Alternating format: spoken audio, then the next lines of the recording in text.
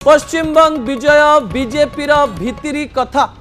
Bharatiya Janata party 2014 मसीह 2026 मसीहा पर्यंत एमिति कौन कला जो थिरे भारतीय जनता पार्टी बहुमत हासिल करिछि पश्चिमबंग रे एवं बंपर विजय सहित एबे भी ट्रेंडिंग रे 207 आसन रे आगुआ रही।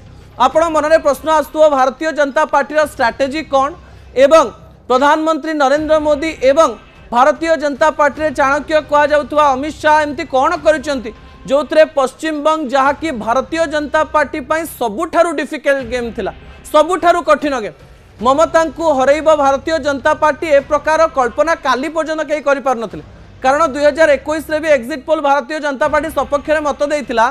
सेतेबेले मध्य बंपर विजय रे आगु को आस्थिले ममता बनर्जी 217 आसन जीति थिले एवं 210 आसन रु अधिक जीति गोटे प्रकार एमती परिस्थिति सृष्टि करथिले।